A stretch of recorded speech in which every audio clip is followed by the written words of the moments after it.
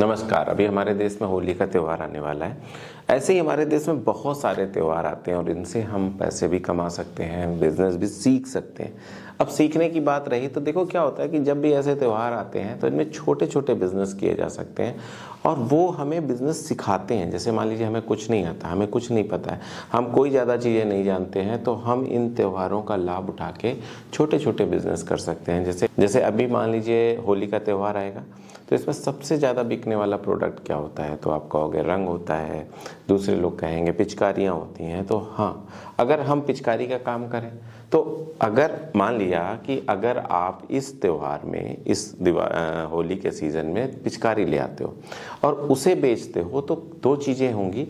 एक तो आपको सीखने का मिलेगा और एक दूसरी चीज़ ये होती है कि उस सीज़न में जल्दी ही वो प्रोडक्ट बिक जाता है। 2-3 दिन में, बहुत ज़्यादा सोचना नहीं है कि यार पता नहीं बिकेगा कि नहीं बिकेगा। और बहुत सारी ये चीज़ें भी होती हैं कि यार अगर हम कोई माल लाए हैं तो हम बहुत ज़्यादा इंतज़ार नहीं कर पाते हैं क्योंकि हम नए होते हैं। लेकिन इन सीजनों में अगर हम थोड़ा इन्वेस्ट करें तो हम अच्छा सीख सकते हैं।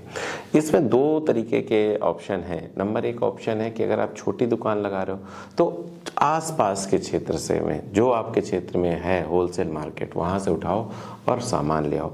दूसरा ऑप्शन ये है कि अगर ज़्यादा माल लगाना चाह रहे हो, ज़्यादा माल को आप लगा के बेचना चाह रहे हो, थोड़ा सा बड़ी जगह पे बेचना चाह रहे हो, थोड़ा मेन मार्केट में बेचना चाह रहे हो, या होलसेलर को भी अगर थोड़ा बहुत माल सप्लाई करने की सोच रहे हो, वैसे पहली बार कर रहे हो तो आप अपने रिटेल के हिसाब से समझो।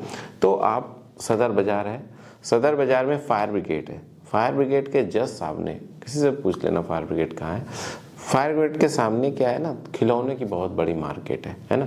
वहाँ पे ये पिचकारी का काम भी होता है, पिचकारियाँ भी अनंत मिलती हैं और बहुत सही रेट पे मिलती हैं। अगर 2-4-5 दुकानें आप सर्च करोगे तो आपको बहुत अच्छे रेट पे पिचकारियाँ मिल जाएंगी। वहाँ से आप पिचकारियाँ लाओ। कैसे लाओगे? बड़ा सिंपल सा प्रोसीजर होता है। आपने जो भी उनका रेट है, आपने उनको रेट पे किया, उन्होंने आपका बिल बनाया। बिल बनाने के बाद आपने कहा, माना आप कानपुर से हो, माना तो दिल्ली से कानपुर जो ट्रांसपोर्ट है, आप सीधा समझो कैसे करते हैं। जो माना मैं कानपुर से हूँ, आप आगरा से हो, लुधियाना से हो, जहाँ से भी XYZ हो, लखनऊ से हो या पटना से हो, जहाँ से भी हो, तो क्या होता है कि जहाँ से हो और जहाँ से माल ला रहा हूँ, माना मैं कानपुर से हूँ और मैं दिल्ली से पिचकारी लाना चाहता हूँ या दिल्ली से कोई दूसरा जो भी फेस्टिवल का प्रोडक्ट है वो लाना चाहता हूँ, तो मैं क्या करूँगा कि मैं जाऊँगा अपने कानपुर में और अपने आसपास जो ट्रांसपोर्ट वाला है उससे बात करूँगा कि भाई दिल्ली से यहाँ कौन माल लाता है। तो वो जो लाता होगा वही बोलेगा, नहीं लाता होगा तो नहीं बोलेगा। तो वो बता देगा कि भैया ये जो है ट्रांसपोर्ट, फलाने ट्रांसपोर्ट, जयपुर गोल्डन या VRL या कई सारी चीज़ें बताएगा कि ये माल ले आते हैं। आप वहाँ गए, आपने पूछा कि हाँ माल ले आते हैं, तो कितने का क्या चार्ज लेते हैं। मान लीजिए एक झाल का 300 रुपये, माना झाल का मतलब हो गया एक झाल का, वो माना 300 रुपये बोला, ठीक है। झाल समझ लो कितनी बड़ी होती है, तो उस हिसाब से उसने दिखा दिया कि इतनी बड़ी झाल के हम 300 रुपये लेते हैं, ठीक है। आपने दिल्ली का एड्रेस ले लिया उससे। क्यों मैं बोल रहा हूँ? क्योंकि आपके पास जितना होगा ना ट्रांसपोर्टर, उतना आसान रहेगा आपके। मान लीजिए आपकी शॉप के या आपके घर के पास जो ट्रांसपोर्टर है, आपने उससे बात की, जो दिल्ली से माल लाता है, आपने उसको देख लिया, आपने उससे कार्ड ले लिया और वहाँ का एड्रेस ले लिया कि वहाँ पे दिल्ली में कहाँ पे, सदर बाज़ार के पास। 100% ऐसा होता है कि सदर बाज़ार एक ऐसी जगह है जहाँ पे हर ट्रांसपोर्टर का ऑफिस होता है। क्यों होता है? क्योंकि वो वहाँ से माल, मेनी मार्केट से तो माल उठेगा कहीं के लिए भी, तो होता ही होता है मोस्टली। आपने वो कार्ड ले लिया, वहाँ जाके उससे बात कर ली और फिर उसके बाद क्या हुआ कि वहाँ आपने माल खरीदा। कहाँ? सदर बाज़ार में।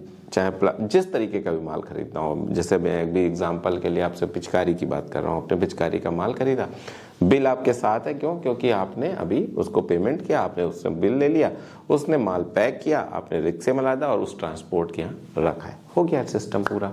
इतना करना है ना। फिर आप अपने पर्सनल, जैसे भी आप गए हो, ट्रेन से गए हो, बस से गए हो, जैसे भी आप अपना घर आ जाएंगे, 2-3 दिन में आपका माल वहाँ पे वापस आ जाएगा। कहाँ पे? जहाँ पे आपने कहा होगा, जिस ट्रांसपोर्ट, वहाँ से आप जाओ, वो जो बिल्टी मिलेगी, जो ट्रांसपोर्ट में जब आप रखोगे तो आपको एक बिल्टी मिलेगी। बिल्टी का मतलब समझ लीजिए एक तरीके का टिकट होता है, टिकट साइज, कि भैया ये आपका माल है। जब ये टिकट या ये बिल्टी, जिसका नाम बिल्टी है, जब आप वो उसको दिखाओगे अपने घर में, कानपुर में माना, या प्रयागराज में, या पटना में, जहाँ भी आप उसको दिखाओगे, 3-4 दिन बाद जब माल आ जाएगा तो वो आपको आपका माल दे देगा। आप वहाँ से किसी लोडर से या जिस भी साधन से, या खुद अपनी स्कूटी में लाद के अपने घर ला सकते हो। ये प्रोसीजर हो गया कि कैसे माल वहाँ से आता है ट्रांसपोर्ट के थ्रू, ठीक है। अब इसमें 300 रुपये आपके लगे, 400 रुपये लगे, जो भी आपने तय किया, जो भी वहाँ का रेट चल रहा होगा, और उस हिसाब, डिस्टेंस के हिसाब से, ठीक है, और उस हिसाब से आपको माल पड़ गया सीधे। और सरल, बहुत सरल प्रक्रिया है, इसमें किसी तरीके की डरने की जरूरत नहीं है, इसमें घबराने की जरूरत नहीं है। बहुत ईजिली आपका माल आपके क्षेत्र में आ जाएगा, फिर अपने हिसाब से आप उसे बेच लो। बस इतना सिंपल सा काम है। या छोटा अगर कुछ करना है तो आप वहाँ से करो। तो आपको क्या, ये इससे फेस्टिवल में, कोई भी फेस्टिवल आ रहा हो, अभी होली आ रहा है, या इसके बाद जन्माष्टमी आएगी, बहुत सारे फेस्टिवल आते चले जाएंगे। तो आपको क्या होता है, जब फेस्टिवल में आप कोई शॉप लगाते हो, दुकान लगाते हो, तो वो क्या होता है, पहले तो चलती है, क्योंकि उस समय लोग उसी चीज़ के प्रोडक्ट को खरीदते हैं, लोगों के पास फंड होता है, उन्होंने अपना एक फंड डिसाइड करके रखा होता है कि भाई हमें ये चीज़ खरीदनी है। दूसरी चीज़, आप सीखते हो, आपने सीखा क्या कि यार कैसे माल लाते हैं, कैसे क्या होता है, ट्रांसपोर्ट में कैसे लगाते हैं, कैसे यहाँ आता है, कैसे बिकता है, कितना माल बचता है, कितना फ़ायदा होता है, कितना नुकसान होता है, सारी बातें आप सीखते हो। आखिरी में देखते हो निष्कर्ष कि यार इतने रुपए बचे, यानी हमने 10,000 लगाए थे, 12,000 बचे, 2,000 रुपये का फ़ायदा हुआ। आप पूरा गणित लगा के एक चीज़ सीख जाते हो कि यार ऐसे तो हम परमानेंट भी दुकान खोल सकते हैं, है ना। तो इस तरीके से फेस्टिवल के जो भी प्रोडक्ट होते हैं, अगर आप उसमें काम करो तो आप, एक तो जो भी आप कमाओगे, दमाओगे, लेकिन सबसे इम्पॉर्टेंट चीज़ है आप सीखोगे। आप उस चीज़ को सीखोगे, पूरे सिस्टम को सीखोगे, और फिर आप कुछ करने के, जब आप देखोगे यार मैंने 1,000 रुपये बचा लिया, अब यार आपका दिमाग क्या चलेगा, हाँ मैं काम कर सकता हूँ, हाँ मैं तरीके समझ गया हूँ, हाँ मैं ऐसे करके तो माल ला सकता हूँ, और फिर धीरे धीरे आपकी हैबिट पड़ जाएगी।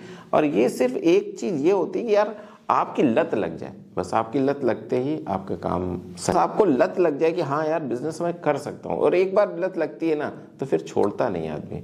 तो बस इतना ही कहना है कि आप सीखने की कोशिश करो। जो भी फेस्टिवल सीजन आए उसमें अगर कुछ नहीं किया है कभी, तो थोड़ा थोड़ा माल बेचने की सोचो, थोड़ा माल अपने ही क्षेत्र के होलसेल से ले आओ और बेचने की सोचो, है ना। जब ये करना चालू करोगे ना, तब आपको कई सारी टेक्निक्स पता चलेंगे, और तब आप अच्छे से कोई भी दूसरा व्यापार, बड़ा व्यापार या परमानेंट व्यापार करने में सक्षम हो पाओगे। आपका जो मेंटल स्थिति है, जो आपकी मानसिक दशा है, वो उस तरीके से करने के लिए सुदृढ़ हो पाएगी। बस इतना ही कहना था। अगले वीडियो तक मैं आपसे विदा चाहता हूँ, तब तक के लिए नमस्कार।